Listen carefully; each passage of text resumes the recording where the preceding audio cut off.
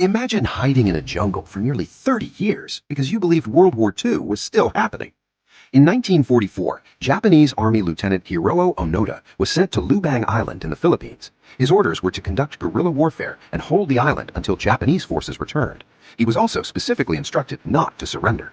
Then, in 1945, World War II ended. But Onoda didn't believe it.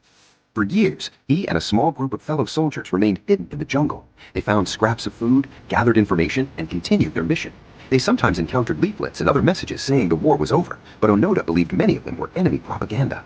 Years passed. Japan rebuilt itself. Cities changed. Technology advanced. New generations grew up.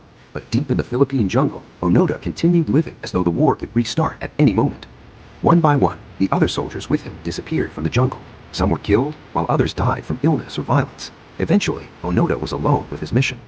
For nearly 30 decades, he survived in isolation. Then came the moment that finally changed everything. In 1974, a Japanese adventurer named Norio Suzuki traveled to Lubang specifically looking for Onoda. Eventually, he found him in the jungle and tried to convince him that the war was over. But Onoda refused to surrender. Why? Because his orders were clear. He was not to surrender unless his commanding officer personally relieved him of duty. So Suzuki returned to Japan and tracked down Onoda's former commanding officer, Major Yoshimi Taniguchi. Taniguchi traveled to the Philippines. On March 9, 1974, he finally met Onoda and formally ordered him to stop fighting and surrender. Only then did Onoda emerge from the jungle.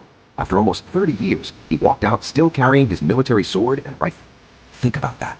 When Onoda entered the jungle, World War II was still raging. When he emerged, the world had entered the jet age, men had walked on the moon, and Japan had transformed into a modern industrial nation. He had spent almost 30 decades waiting for an army that was never coming back. Onoda's story is extraordinary, but it's also complicated. His survival demonstrated incredible endurance and discipline, while his continued fighting also had serious consequences for people on Lubang Island. His story raises a haunting question. What happens when loyalty to an order becomes stronger than reality itself? Would you have believed the war was over, or would you have kept fighting until your commander personally told you to stop? Like this video, comment your answer, and subscribe for more unbelievable moments from history.